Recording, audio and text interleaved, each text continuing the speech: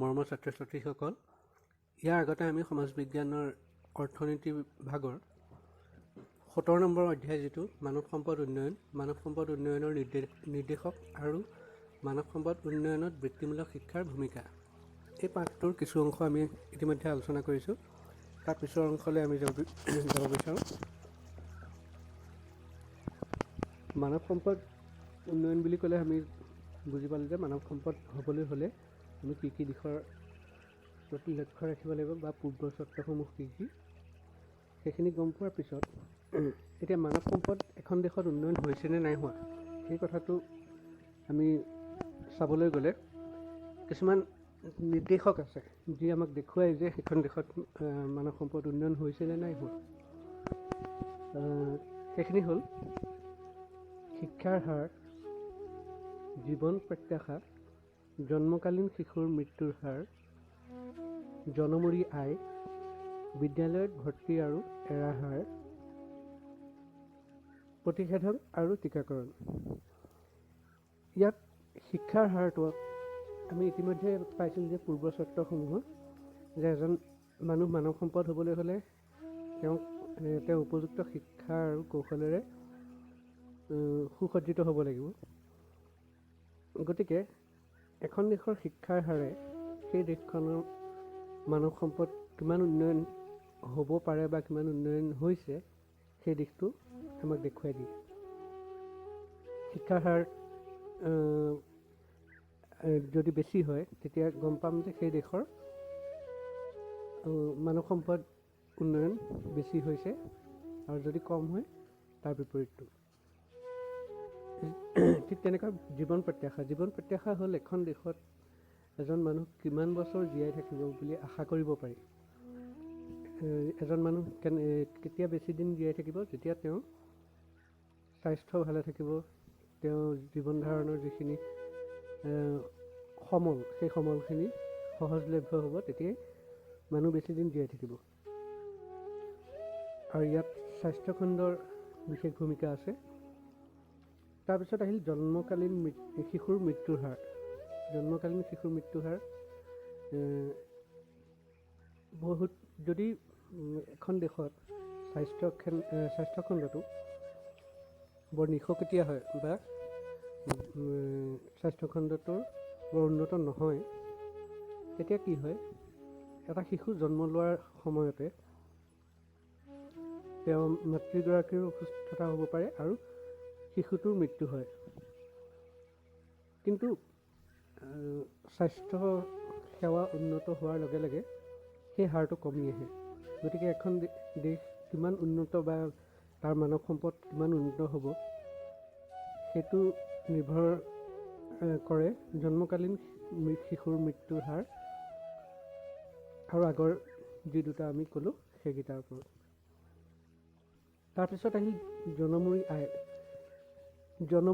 এখন দেশৰ জনমূৰি আয়টো আমি লক্ষ্য কৰিও সেই দেশৰ মানৱ সম্পদ কিমান উন্নয়ন হৈছে বা হ'ব সেইটো আমি ক'ব পাৰোঁ। তাৰপিছত আহিলে বিদ্যালয়ত ভৰ্তি আৰু এৰাৰ হাৰ। যিহেতু আমি জানো যে শিক্ষাৰ হাৰটো কেতিয়া বৃদ্ধি পাব, যেতিয়া মানুহ বিদ্যালয়লৈ যাব।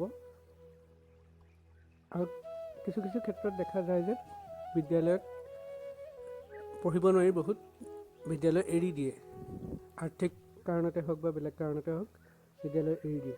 গতিকে সেই বিদ্যালয়ত নামভৰ্তি কৰা আৰু এৰাৰ হাৰ যিটো, সেই হাৰটো যদি আমি লক্ষ্য কৰোঁ তেতিয়া এখন দেশৰ মানৱ সম্পদ কিমান উন্নয়নশীল বা কিমান উন্নত হ'ব সেইটো আমি থিৰাং কৰিব পাৰোঁ। তাৰপিছতে আহিল প্ৰতিষেধক আৰু টীকাকৰণ। প্ৰতিষেধক আৰু টীকাকৰণ আমি কি কাৰণে লাগে জানো? বৰ্তমান যিটো মহামাৰী চলি আছে COVID-19, তাৰ কোনো প্ৰতিষেধক নাই কাৰণেই সমগ্ৰ বিশ্বতে ইমানখিনি মানুহৰ মৃত্যু হৈছে। যদি তাৰ প্ৰতিষেধক থাকিলেহেঁতেন সেয়া নহ'লহেঁতেন। যেনেকৈ মেলেৰিয়া, টাইফইড, হেপাটাইটিছ B এনেকুৱা ধৰণৰ যিবোৰ মহামাৰী বেমাৰ আছিলে, পলিঅ', সেই বেমাৰবিলাক দিনক দিনে নোহোৱা হ'বলৈ ধৰিছে এই প্ৰতিষেধক আৰু টীকাকৰণৰ বাবে। আৰু এই প্ৰতিষেধক আৰু টীকাকৰণেও এখন দেশৰ মানৱ সম্পদ কিমান উন্নয়ন হৈছে বা হ'ব তাক নিৰ্ণয় কৰে বা তাক দেখুৱায়। গতিকে এইকেইটা হ'ল নিৰ্দেশককেইটা। তাৰে আমি প্ৰত্যেকটোৱে আমি ভাগ ভাগকৈ চাওঁ আহা। শিক্ষাৰ হাৰ, যাক ইংৰাজীত কোৱা হয় লিটাৰেচি ৰেট। ইয়াত ইংৰাজীৰ টাৰ্মবিলাক তোমালোকক কাৰণে দি দিছোঁ যাতে তোমালোক যেতিয়া কলেজলৈ যাবা বা মহাবিদ্যালয় বিশ্ববিদ্যালয় লেভেলত যাবা তেতিয়া এই ইংৰাজী টাৰ্মবিলাকৰ তোমালোকক খুব প্ৰয়োজন হ'ব। গতিকে এতিয়াৰ পৰা তোমালোক সেইখিনিৰ লগত চিনাকি হৈ থাকিলে ভাল। এখন দেশৰ শিক্ষা ব্যৱস্থাৰ মানদণ্ডই নিৰ্ণয় কৰে সেই দেশৰ মানৱ সম্পদৰ মানদণ্ড। যে এখন দেশত যদি শিক্ষাৰ যিটো মানদণ্ড সেইটো যদি উন্নত হয় তেতিয়াহ'লে তাৰ পৰা যিখিনি শিক্ষাৰ্থী ওলাব সেই শিক্ষাৰ্থীখিনি একোজন ভাল মানৱ সম্পদ হৈ ওলাব। যদি বেয়া হয় তেতিয়া তাৰ উৎপাদনো বেয়া হ'ব। যেনেকৈ আমি এটা যদি সুস্থ পুলি ৰুওঁ সেই সুস্থ পুলিটোৱে ভালকৈ ফল দিয়ে।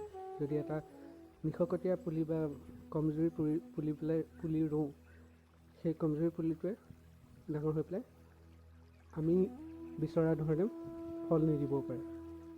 ঠিক তেনেকৈ শিক্ষাৰ ক্ষেত্ৰতো একেই। যদি শিক্ষাৰ মানদণ্ডটো উচ্চ হয় তেন্তে তাৰ পৰা ওলোৱা মানুহখিনি একোজন ভাল মানৱ সম্পদ হ'ব। গুণগত শিক্ষাইহে জ্ঞান আৰু দক্ষতা বঢ়ায়। এজন মানুহ যিমানেই জ্ঞানী আৰু দক্ষ হ'ব সিমানেই তেওঁৰ উন্নত মানৱ সম্পদ হিচাপে পৰিগণিত হ'ব। এখন দেশৰ শিক্ষাৰ হাৰ সেই দেশৰ মানৱ সম্পদ উন্নয়নৰ নিৰ্দেশক। গতিকে তোমালোকে বুজি পালা যে শিক্ষাৰ হাৰ উন্নত বা অনুন্নত হোৱাৰ ওপৰত কেনেকৈ মানৱ সম্পদ নিৰ্ভৰ কৰে। ইয়াৰ পিছত মই এখন তালিকা প্ৰস্তুত কৰিছোঁ তোমালোকৰ কাৰণে। বিগত 3 বছৰত মানে 2019, 18 আৰু 17 উন্নত দেশসমূহৰ তুলনাত ভাৰতৰ শিক্ষাৰ হাৰ আমি দেখিবলৈ পাইছোঁ যে 2017 বৰ্ষত 78.28% আছিল। 2018 বৰ্ষত সি হয়গৈ 78.97% আৰু 2019 হয়গৈ 79.05%। এয়া আছিল ভাৰতৰ শিক্ষাৰ হাৰ।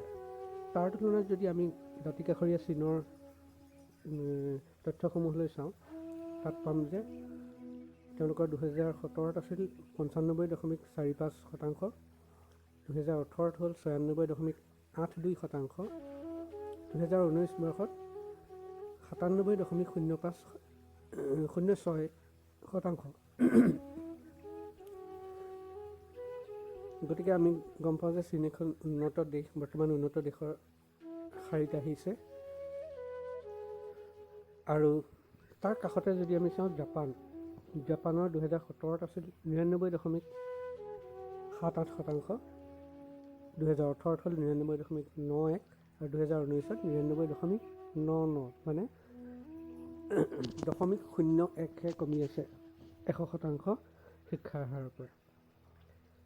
গতিকে আমি এই তথ্যকেইটা যদি চাওঁ, এই তথ্যকেইটা চালে আমি গম পাম যে শিক্ষাৰ হাৰে কেনেকৈ এখন দেশক উন্নত কৰিবলৈ, আৰু এখন দেশ উন্নত কেতিয়া হ'ব যেতিয়া তাৰ মানৱ সম্পদৰ উন্নয়ন হ'ব। গতিকে আমি দেখিছোঁ যে এই শিক্ষাৰ হাৰটো চাই পেলাই আমি গম পাব পাৰোঁ যে এখন দেশ কিমান উন্নত বা অনুন্নত। তাৰপিছত আহিল জীৱন প্ৰত্যাশা, যাক ইংলিছত কোৱা হয় লাইফ এক্সপেক্টেঞ্চি। এখন দেশত এজন মানুহ যিমান বয়সলৈ জীয়াই থকাৰ সম্ভাৱনা থাকে বা আশা কৰিব পাৰি তাকে সেই দেশখনৰ জীৱন প্ৰত্যাশা বোলে।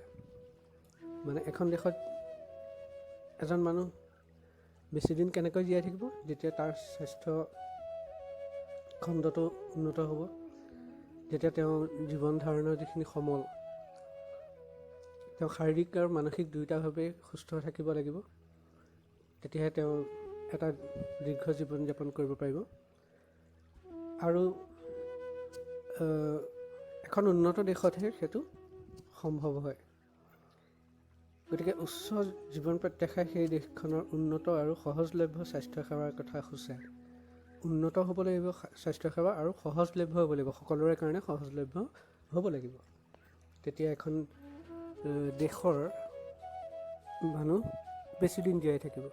আৰু বেছিদিন জীয়াই থকা মানে কি, যে সেই দেশখনৰ মানৱ সম্পদ, যে স্বাস্থ্যখণ্ডটো চলিবলৈ হ'লে তাত মানৱ সম্পদ লাগিব, বা যিকোনো বাকী জীৱন সমল আগবঢ়োৱা তাত মানৱ সম্পদ লাগিব। সেই গোটেইখিনি আমি যদি এখন দেশৰ জীৱন প্ৰত্যাশাটোৰ প্ৰতি লক্ষ্য কৰোঁ, তেতিয়া আমি গম পাম যে সেই দেশখনৰ মানৱ সম্পদ কিমান উন্নত। যিমানেই জীৱন প্ৰত্যাশাটো বেছি হ'ব, সিমানেই মানৱ সম্পদটো বেছি উন্নত হ'ব, আৰু যিমানেই কম হ'ব তাৰ জীৱন প্ৰত্যাশা সিমানেই মানৱ সম্পদৰ উন্নয়ন সিমানেই কম হ'ব। এতিয়া ইয়াৰ কিছুমান দ্বন্দ্বচিত্ৰ তোমালোকে লৈ আগবঢ়াইছোঁ, যে একেই আমি সেই তিনিখন দেশকে আমি তুলনা কৰিছোঁ, ভাৰত, চীন আৰু জাপান। প্ৰথম নীলা যিডাল দ্বন্দ্ব আছে, সেই দ্বন্দ্বডাল হ'ল গড় জীৱন প্ৰত্যাশা। গড়ে এজন মানুহ ভাৰতত কিমান বছৰ জীয়াই থাকে, এইটো এৰাউণ্ড 69 আৰু মাজৰ যিটো গেৰুৱা ৰঙৰ আছে, সেইটো হ'ল পুৰুষৰ জীৱন প্ৰত্যাশা। পুৰুষসকল কিমান দিন জীয়াই থাকে আৰু মহিলাসকল কিমান দিন জীয়াই থাকে। ঠিক তেনেকৈ চীনৰো দেখুৱাইছোঁ। আৰু এই গোটেইকেইটা দ্বন্দ্বচিত্ৰত দেখিবলৈ পাইছে যে ভাৰত বাকী দুখনতকৈ যথেষ্ট কমি আছে। আৰু এই উৎসটোত মই লৈছোঁ ৰাষ্ট্ৰসংঘৰ 2018 চনৰ এটা ষ্টাডি কৰিছিলে, তাৰ পৰা লৈছোঁ। আৰু গোটেই বিশ্বৰ ভিতৰত যদি আমি জীৱন প্ৰত্যাশাত আমি চাওঁ, ভাৰতৰ স্থান হ'ল 130। 149খন দেশৰ ভিতৰত 130, গোটেই দুখ লগা ৰেংকিং।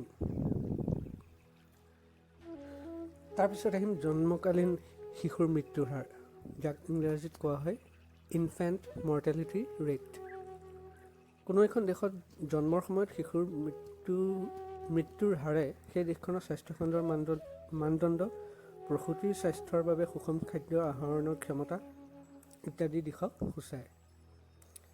এটা সুস্থ শিশুহে মানৱ সম্পদ হ'বগৈ পাৰে। গতিকে জন্মকালীন শিশুৰ মৃত্যুৰ হাৰে এখন দেশৰ মানৱ সম্পদৰ নিৰ্দেশক বুলি গণ্য কৰা হয়। এখন দেশত যেতিয়া এটা শিশু জন্ম হ'ব, শিশুটো জন্মৰ পৰা সি জীয়াই থাকিবলৈ হ'লে তাৰ মাকে সি গৰ্ভত থকা অৱস্থাত ভাল খাদ্য খাব লাগিব। আৰু সেই ভাল খাদ্য কেতিয়া পাব, যেতিয়া মানুহৰ হাতত ক্ৰয় ক্ষমতা থাকিব। মনত আছে আগতে কৈছিলোঁ ক্ৰয় ক্ষমতা। যেতিয়া এখন দেশত ভাল স্বাস্থ্যসেৱা থাকিব, সকলোৰে বাবে সুলভ আৰু উন্নত স্বাস্থ্যসেৱা থাকিব, তেতিয়া এই মৃত্যুৰ হাৰটো কম হ'ব। কিন্তু যদি সেইকেইটা নাথাকে, তেতিয়া মৃত্যুৰ হাৰ বেছি হ'ব, আৰু তাৰ পৰা আমি মানৱ সম্পদ উন্নয়ন হ'ব বুলি ক'ব নোৱাৰোঁ। গতিকে জন্মকালীন শিশুৰ মৃত্যুৰ হাৰটো যদি আমি চাওঁ কোনো দেশৰ, তেতিয়া তাৰ পৰাও আমি নিৰ্ণয় কৰিব পাৰোঁ সেই দেশখনৰ মানৱ সম্পদ কিমান উন্নত বা কিমান অনুন্নত। ইয়াতো কেইটামান দ্বন্দ্বচিত্ৰ তোমালোকলৈ আনিছোঁ। ইয়াত ভাৰতখন হ'ল গেৰুৱা, চীনখন হালধীয়া আৰু জাপানখন সেউজীয়া ৰঙেৰে সূচিত হৈছে। ইয়াত দেখিবলৈ পাইছোঁ যে জন্মৰ কালীন শিশুৰ মৃত্যুৰ হাৰ সকলোতকৈ এই তিনিখন দেশৰ ভিতৰত সকলোতকৈ বেছি আমাৰ ভাৰততে, 32 দশমিক কিবা এটা আছিলে। গতিকে আৰু জাপান চবতকৈ কম, জাপানত সকলোতকৈ কম শিশুৰ মৃত্যু হয় জন্মকালীন। গতিকে ইয়াৰ পৰাও দেখিব পাৰোঁ আমি, ইয়াৰ আগতে আমি যিখিনি আলোচনা কৰিছিলোঁ সেইখিনি যিমান বেছি হ'ব সিমানেই মানৱ সম্পদ উন্নত হ'ব। যেনে শিক্ষাৰ হাৰ যিমানেই বেছি হ'ব সিমানেই উন্নত মানৱ সম্পদ হ'ব। তাৰপিছত আমি কি পঢ়িছিলোঁ যে জীৱন প্ৰত্যাশা যিমানেই বেছি হ'ব সিমানেই উন্নত হ'ব। কিন্তু জন্মকালীন মৃত্যুৰ হাৰটো যিমানেই বেছি হ'ব সিমানেই তাত মানৱ সম্পদ অনুন্নত হোৱাটো বুজায়। ইয়াত ওলোটাটো হয়।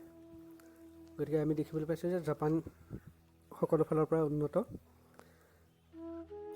চীন দেশ যিখন বিশ্বৰ ভিতৰত চবতকৈ বেছি জনসংখ্যা থকা জনবহুল দেশ, তাৰপিছতে ভাৰত। কিন্তু চীন যদিও সকলোতকৈ বেছি জনসংখ্যা থকা দেশ, তথাপিতো আমাৰ ভাৰততকৈ বহুত গুণে কম। তাত জন্মকালীন শিশুৰ মৃত্যু বহুত গুণে কম, 9.09%। কিন্তু তাৰ তুলনাত আমাৰ ভাৰত 32%তকৈ ওপৰত। শতাংশ নহয়, প্ৰতি হাজাৰত 32। ইয়াত প্ৰতি হাজাৰত 9.09। 1000টা মানুহ, 1000টা শিশু জন্মৰ তুলনাত 1000টা যদি ভাৰতত জন্ম হয় তাৰে 30টা মৰাটো নিশ্চিত বা মৃত্যু হোৱাটো নিশ্চিত। চীনত মাত্ৰ 9.9টা মৰে আৰু জাপানত 1.72টা শিশু মৃত্যু হয়। গতিকে আমি এইকেইটাৰ পৰা দেখা পালোঁ যে শিক্ষাৰ হাৰ, জীৱন প্ৰত্যাশা আৰু জন্মকালীন শিশুৰ মৃত্যুৰ হাৰ, এই তিনিটাৰ পৰা আমি দেখা পালোঁ যে ভাৰত এই জাপান, চীন এই দুখন দেশতকৈ যথেষ্ট পিছ পৰি আছে। গতিকে ইয়াৰ মানৱ সম্পদ উন্নয়ন হ'বলৈ হ'লে এই তথ্যখিনি সলনি হ'ব লাগিব। এই তথ্যখিনি সাল সলনি হ'লেহে, ইয়াৰ ওলোটাটো হ'লেহে ভাৰতত মানৱ সম্পদৰ উন্নয়ন হ'ব। গতিকে আমি গোটেইখিনি একেলগে আলোচনা নকৰি খণ্ড খণ্ডকৈ আলোচনা কৰিম। ইয়াত কেইটামান গৃহকাৰ্য দিয়া হৈছে, এই গৃহকাৰ্যকেইটা কৰি সোনকালে তোমালোকে মোক জমা দিয়া যেন। ধন্যবাদ।